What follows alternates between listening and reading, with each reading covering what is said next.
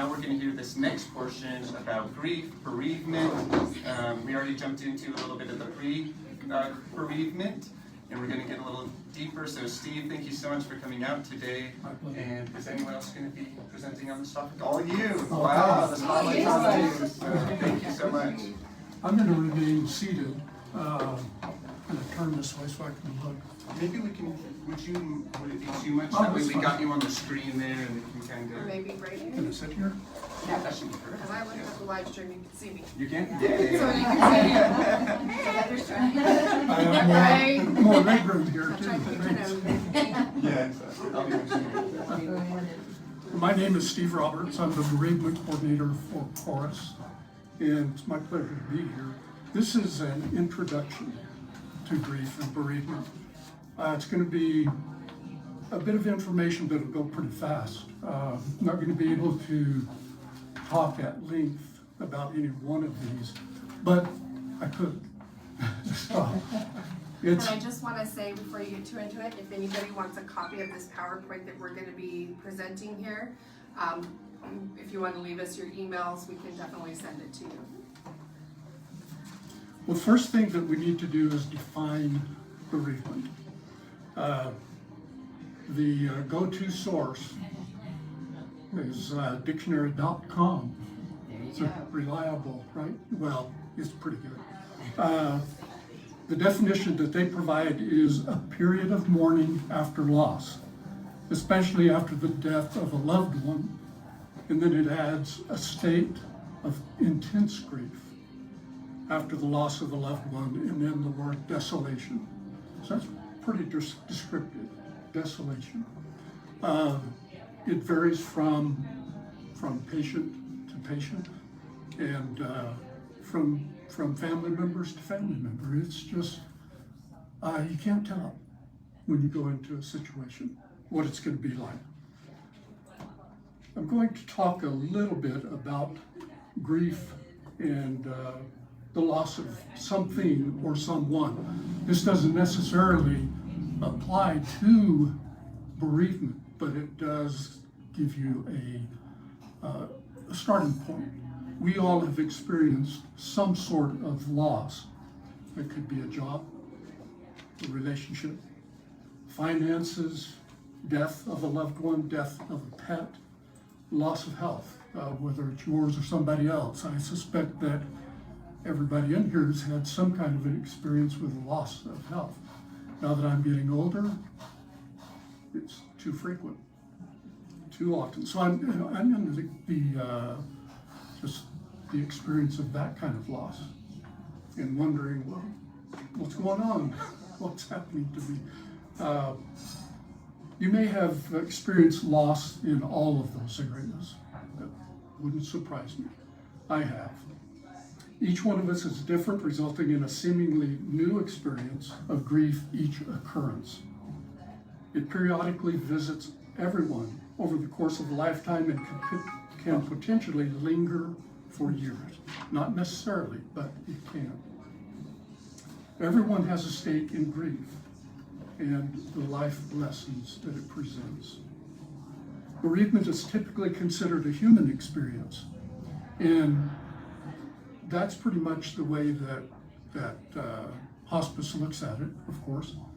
But there is grief because of the loss of an animal, a dog. You probably have seen or experienced the reaction of a pet if someone has died in the family. They're grieving. So I add that to my definition of bereavement. It's the loss of an important life. I mean, we grieve if you've ever had to take a pet to the vet's office and you've had the decision to put it down. That's pretty emotional. That's a grief that maybe it still bothers you a bit. So it's important. It's a life lesson.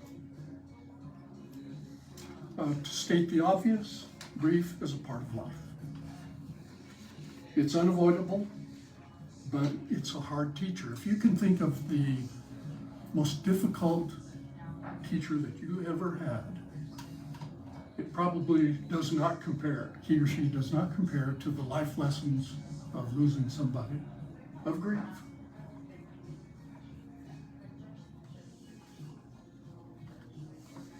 For our purposes, we're going to look at bereavement from a human perspective. So we'll leave behind the pet. And because this is hospice, it's a human experience. Although some of our patients and family members definitely do grieve. And one of the things that Heather has been able to do is provide some dogs to our patients, and that's been very helpful to them. They're able to pet them, gives them some relief. So, but we're looking at the human experience. It forces our experience as one of a journey. It's a journey that is unique, and yet it's common because we all experience it, just in different ways. The manifestation of grief, it engages the physical, the psychological, and the spiritual aspect of human beings. Even though everyone is a participant in grief, the feeling of being alone on a journey where paths are unclear, if not obscured, is a common reality. Each person's trek is as an individual, and all too often self-guided. It's a self-guided exploration to an unknown destination. If you have a first experience, that is really true. And it could be true even in the second, third, whatever part of the journey you experience. We're going to take a look at being alone. There is a pastor that I've heard a number of times, and he has coined this phrase, crowded loneliness. Crowded loneliness in a sea of people.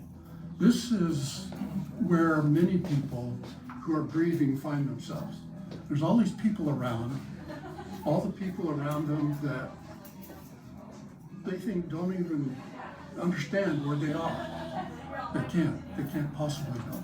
So there's all these people, a sea of people, and yet they feel lonely. The apparent aloneness that one may experience after the death of a loved one is due to the unique nature of the grief, the relationship that one had with a parent, a brother, sister. It may be understood as crowded loneliness in a sea of people. It involves many people on a unique journey with a shared experience. This is true even when people are grieving the same loss. You may have been in a situation where, let's say, a mother was ill and she died. She has children, let's say a brother, a few sisters or daughters, and there's one person that takes the primary care of this person for numerous reasons. Maybe they have the time, maybe they have the setup, maybe they're available. But they have the sisters and brothers that are there, that aren't hands-on, that provide a lot of information about how something should be done. Well, did you try this? Did you try that? Why didn't you do this? Why did you make that decision? It becomes very difficult. A part of the grieving experience for the one who's providing the primary care. The others are grieving as well, but one may be living in California, another in Washington, across the country. And when you talk to them, they know best. They know what should be done. So it creates conflict. But one of the things that I tell people that I'm counseling is, remember that they're grieving as well. It's just in a different way. It may be difficult, They may be laying a lot of stuff on you, but they are grieving. It could be that they're grieving because they had a terrible relationship with their father, or their mother, or siblings, and they have a regret that things weren't better. There is a dynamic that I would like to talk about. This is the from, through, to dynamic. And I learned this from Catholic priest, Father Adrian von Kamm. His magnum opus was a series of about 7 books that dealt with spiritual formation. This was an aspect of it, so I'm going to talk just a little bit about it. The from, through, to experience. Clarice mentioned the beginning of life, the child, and the death of someone. In between is the growing, becoming the person that you are at this particular time. And yet you're still going through this dynamic. So from birth through growth to death. Of course, the biggest part there is the through experience. So you can put this to the grieving experience as well, from illness through the experience of dying and then death. And this could apply to the caregivers as well. Every time that something happens in life, you're going through this, from, through, to. Once that ends, you're starting another. And it could be simultaneous. I'm sure that it is. You're working, so you're going from one aspect of life to another, and it could be beginning the day through the accomplishment of tasks to the end of the day. Always from, through, to is an experience. If the caregiver is providing anything, it could be a meal from preparation through eating to cleaning up, anything. It's just life. That's the way it is. Once this dynamic ends, another one begins, and multiple experiences like this are going on all the time. The from experience is the starting point. It's the past. The through is the present, what you're presently going through. It's the current aspect. To is the future. This is where the bereaved hopes to be healed. It has not yet happened, but this is the hope.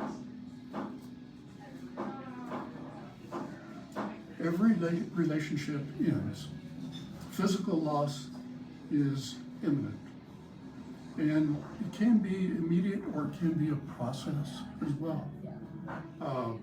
If you have experienced or known somebody that had Alzheimer's, you know that maybe the primary caregiver, a husband or wife, is dealing with that for a long period of time in most cases. And so they're already grieving the loss. They are preparing themselves as much as possible. So maybe when the person that's ill takes a turn for the worst and it's imminent, they're going to be dying, they're still affected. But it may not appear that it's a surprise, that they're grieving as much as maybe that brother that lives in California thinks they should be grieving. Sometimes a person that is grieving and from a distance, they wonder why the other person that is giving care is grieving in a different way. We oftentimes project ourselves onto people, and we think that they should be grieving just the way we are. And I think there's a problem with that individual if they're not. That in itself is a problem. And in my counseling, I try to bring that to the forefront if they're experiencing this kind of situation. let's move to what can be said to a person filled with sadness. At times, attempts to show compassion are not successful. They don't seem to be successful. Those words are being heard, but are they really understanding? See if I can talk above the crowd here. They may respond with, or just thinking to themselves, and this is more likely, how could you possibly know what I'm going through? This is part of that being alone in a crowd. And although that may be true, it is true in some respects. But the person that is saying those words, they don't necessarily know that. They're just trying to help. And I believe that those people should indeed help. But the most important thing is not what you say. It's being present, just being there. They won't remember what you say. They'll remember your presence. That's critical. And that'll be the most help that you could ever do. Don't try to fix anything. Don't try to go in with saying the right words. Won't happen. Let the bereaved guide the conversation. And it's helpful if you don't refer to yourself. Well, I had a father that died of, the same thing. Well, that's of no concern to them. Don't do that. Let them guide the conversation. Although this may bring up grief that you have, try not to share your grief with them, because their grief is their own, and it's important to them that you just be there, nod your head, and just let them know that you're present, you're there. Coping skills. Coping skills are oftentimes gained through experience. This is a factor that is oftentimes overlooked. We think that we should be able to read about how to cope. It can be beneficial, but the primary way of coping is through experience. You're kind of finding your way through this.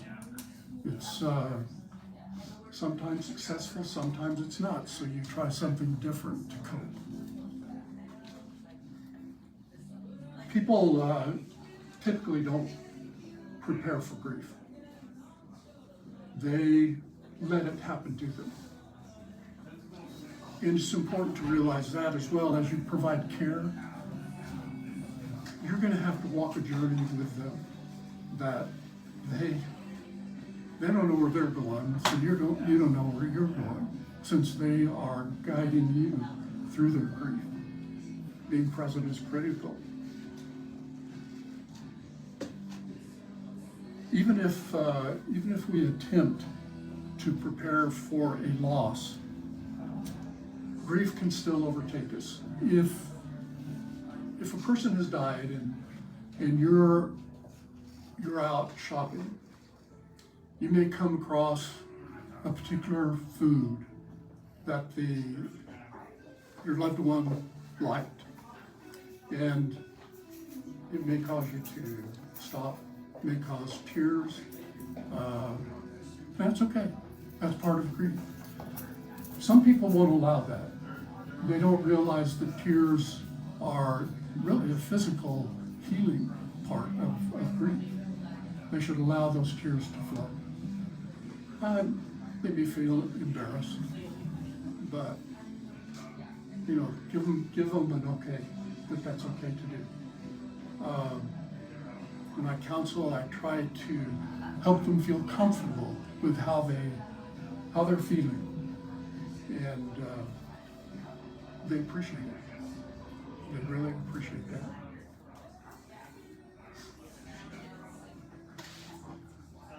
In the process of grieving, when there are other people involved, and go back to the experience of a family member giving advice to the primary caregiver, they probably don't realize it, but they're creating regret. when it's probably a projection of their own regret onto the person that's providing care. It's not helpful, but it's something that has to be dealt with, that the caregiver, the primary caregiver has to experience, unfortunately. But hopefully that'll make them stronger. I don't know. If regret is allowed to fester and go on for a long period of time, that can create guilt. So this is one of those from through two experiences of life, from caring through regret to guilt. We want to try to keep them away from feeling guilty. Why didn't you do this? Why didn't you do that? You could have done this, and she would have been better. Well, that's a person that's saying something that's removed from the situation. You may even have friends, you should be over this by now. Why aren't you over this? And that's not helpful either, is it? No. Now, I want to talk a little bit about support systems. Support system, these are fairly obvious. Obviously, the family is a support system. Friends would be a support system. Faith community, groups with shared interests, and those can be helpful along with grief counseling if they choose to participate in that. But you might run across people that unfortunately don't have any of this. They have no family. I come across, when I'm preparing to give some bereavement options, and I come across somebody that's indigent, they have nobody listed. That's a sad thing.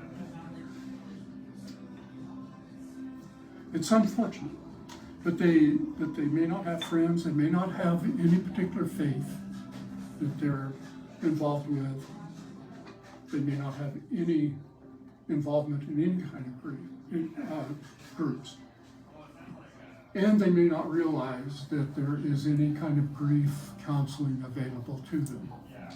So one of the things I do is try to make them aware of it. And it's not necessarily and typically not something that they want to participate in.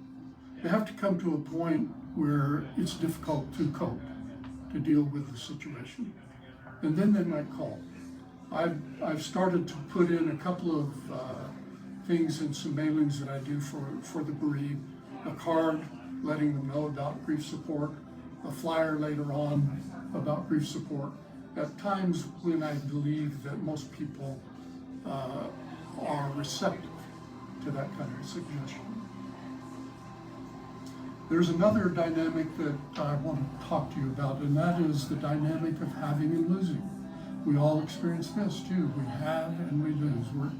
We're gonna experience that. It's gonna happen, whether it's the finances, the relationships, whatever it is, we've experienced it. We may have experienced somebody stealing from us. We've had it, they stole it, we're not gonna have it again. It's gone. So we deal with that experience. We shouldn't spend a whole lot of time thinking about it, although that's hard, I realize it. And it may be under the surface, it may surface later on. It may be something that shows itself months down the road, years. And you may not ever get over it, but you're moving through it, and that's okay. Don't necessarily feel like you're going to get over it, because that wouldn't be too healthy, I don't believe. You don't want to forget, you want to remember the memories, the good memories. Next, I want to look at redefining, reinventing, and reinvesting. So we'll look at redefining first. This aspect is really a trial and error when you or redefining yourself. I sometimes suggest that think about what you used to do or enjoy as you were a child. What are some of those things that you really liked? And you had to set aside because you were growing up. Well, now is the time to revisit those. Maybe you really liked to draw. Well, maybe that's a good way of getting over grief, is to think about drawing again.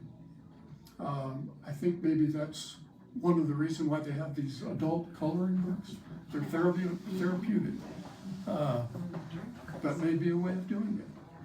Getting involved in something that you did as a child and you really enjoyed it. Now you can do it again.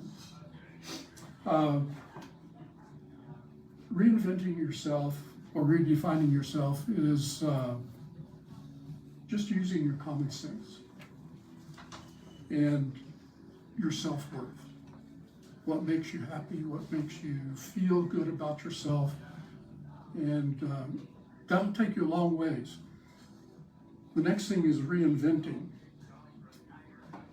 Reinventing will help you attain some peace in your life. It requires receptiveness, openness, and flexibility. It's a positive disposition to negative input, which we've talked about a bit. You've got to make yourself sometimes really think about how that can be positive for you. Reinvesting.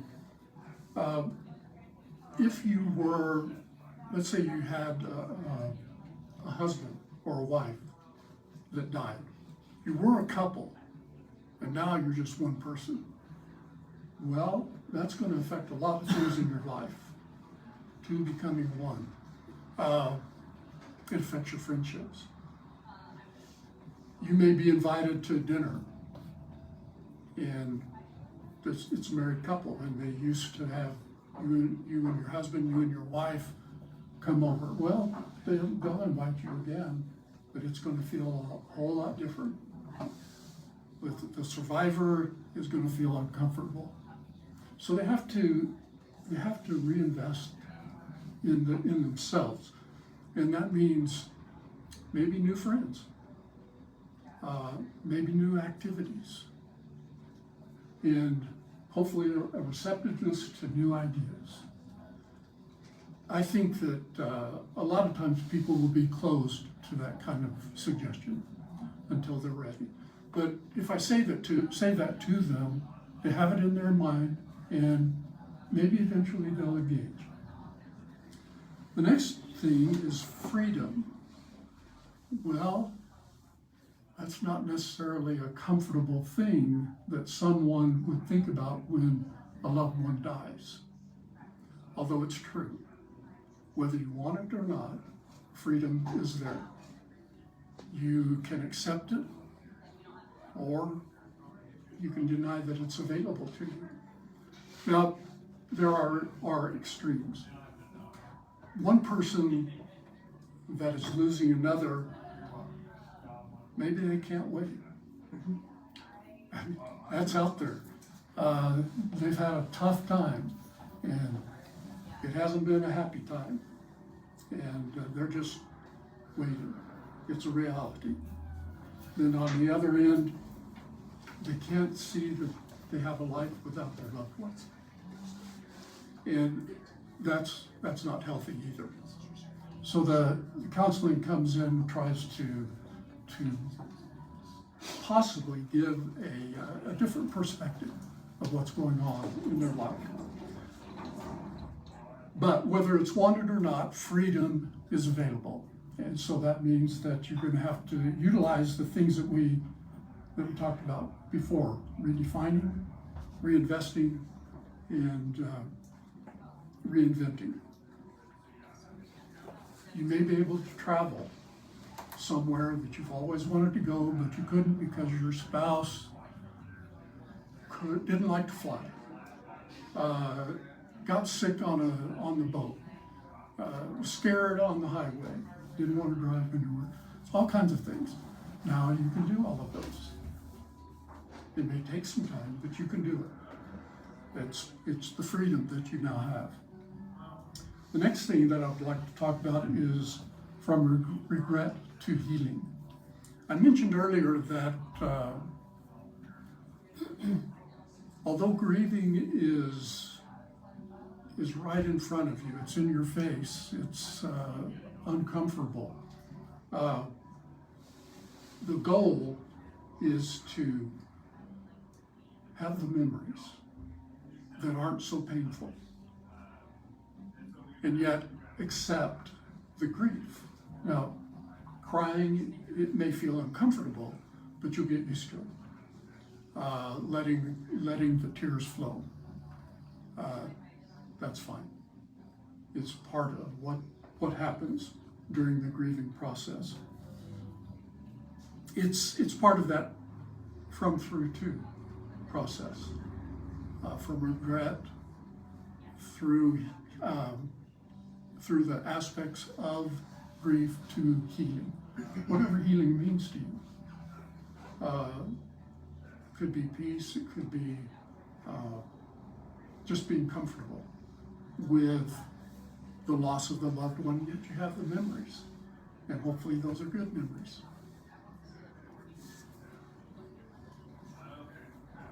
The next thing that I'd like to talk about is the classification of grief. Now, there's normal grief, and I try to determine when I'm talking to someone who's lost a loved one, I try to determine where they are in their grieving process just by a telephone call. Sometimes it's evident that they're just fine. They're positive, they're upbeat, they know what they're doing, they know what next steps are. I could be wrong, but that initial conversation tells me that they're doing okay. And when I record what's happening with that person, I give them a risk level. And for that particular one, maybe 0, which means no risk. 1 is no risk. And I might record that as coping well and grieving appropriately. That's something that just seems to be a typical sentence for recording in hospice when someone dies. Other times, there may be complicated grief. Complicated grief can be brought about by a number of things. One of those could be alcohol. It could create complication. Drugs. Sexual activity. A whole bunch of things that you can think of that kind of throws a wrench into what would be the first one, normal grief. Then we'll look at unresolved grief. Unresolved grief is the inability to move past the grief, the initial grief itself. You're not in the through process yet. You're still focused on what's right in front of you, and that's the death. Hopefully you won't stay there too long. And then compound grief is you haven't had an opportunity to process the present grief, and then someone else dies. And maybe somebody else dies, so you're getting compounded grief. One has not been resolved before another one presents itself. So it becomes more difficult to move through those. So the recipients of bereavement services would be the patient who's involved in pre-bereavement, the caregiver, and that could be a family member, that could be hospice service, nurse, nursing aide, home health aide, and they may benefit from pre-bereavement and post-bereavement. Next is the bereaved, the family member, the friend, whoever's taking care of them. Maybe somebody in an assisted living facility that has an investment in this patient. They could benefit possibly from bereavement counseling. And then family, friends, healthcare providers, they all benefit or could benefit from pre-bereavement and post-bereavement. I'm not sure if, that's all of the presentation. I'm not sure that I should be asking for questions or not. We can do a short Q&A if anybody has any questions. Yeah, any or questions any- about what was presented? This is just, For anything, whether it's the Hospice 101 or Steve's presentation. now I could take each one of these and spend a lot of time on it. So this is just, Yeah, it's, we have a few minutes left. We can Okay. definitely open it up to, let me know. like 5 minutes of Okay. Q&A if anybody has anything. Do you mind just explaining what pre-bereavement? Yeah, for the patient and family members, caregivers, prior to the death, they may be already grieving the loss. They may be having difficulty with the death of someone. They could benefit from the counseling that's provided, preparation, and what to expect after that. And by the way, nurses and home health aide, they do that to some extent already. But sometimes they may need a little bit more, so that a grief counselor